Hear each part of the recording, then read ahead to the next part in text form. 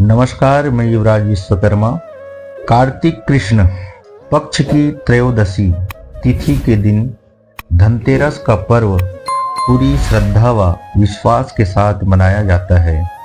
धनवंतरी के अलावा इस दिन देवी लक्ष्मी और धन के देवता कुबेर की भी पूजा करने की मान्यता है। इस दिन को मनाने के पीछे धनवंतरी के जन्म लेने की कथा के अलावा इसके बारे में एक दूसरी कहानी भी प्रचलित है। कहा जाता है कि एक समय भगवान विष्णु मृत्युलोक में विचरण करने के लिए आ रहे थे। तब लक्ष्मी जी ने भी उनके साथ चलने का आग्रह किया। तब विष्णु जी ने कहा कि यदि मैं जो बात कहूँ तुम अगर वैसा ही मानो तो फिर चलो। तब लक्ष्मी जी उनकी बात मान गई और भगवान विष्णु के साथ भूमंडल पर आ गई।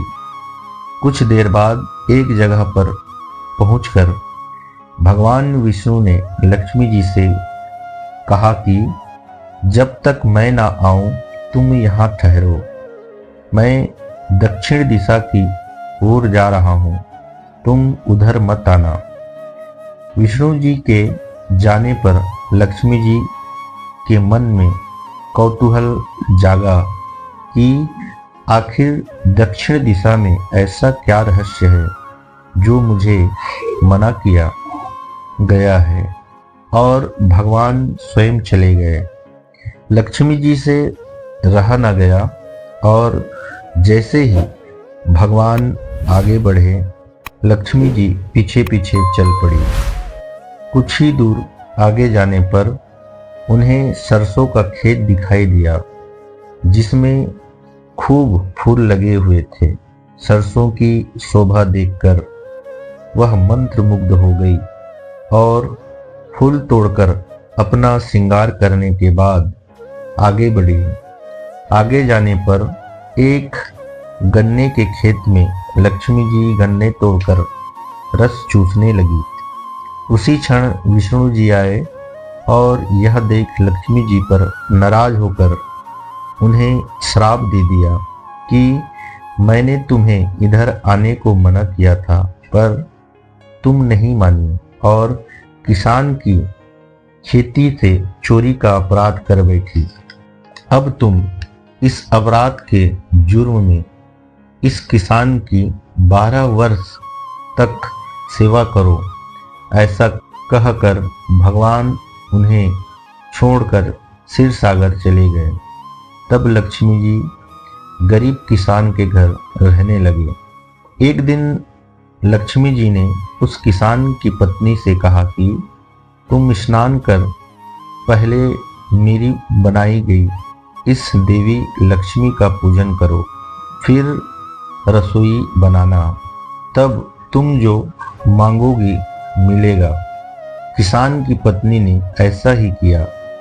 पूजा के प्रभाव और लक्ष्मी जी की कृपा से किसान का घर दूसरे ही दिन से अन्न धन रत्न स्वर्ण आदि से भर गया।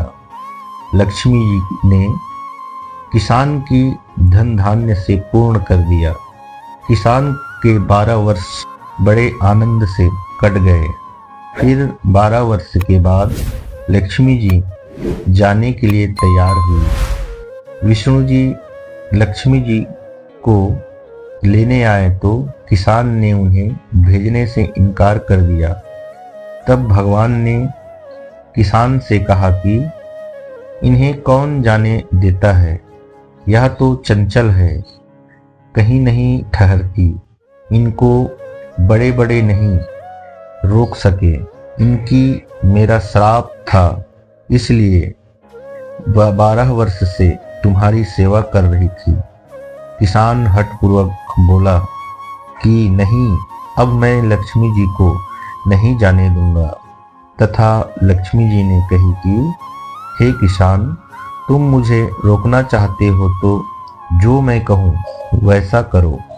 कल तेरस है, तुम घर को लीप पोत कर स्वच्छ करना रात्रि में घी का दीपक जलाकर रखना और सायंकाल गौरी पूजा करना और एक तांबे के कलश में रुपया भरकर मेरे लिए रखना। मैं उस कलश में निवास करूंगी, किंतु पूजा के समय मैं दिखाई नहीं दूंगी। इस एक दिन की पूजा से वर्ष भर मैं तुम्हारे घर से नहीं जाऊंगी। यह कहकर दीपकों के प्रकाश के साथ 10 दिशाओं में फैल गई। अगले दिन किसान ने लक्ष्मी जी के कथा अनुसार पूजा किया। उसका घर धन धान्य से पूर्ण हो गया। इसी तरह से हर वर्ष 13 के दिन लक्ष्मी जी की पूजा होने लगी। यह कहानी अच्छी लगी हो तो लाइक, शेयर, सब्सक्राइब करें।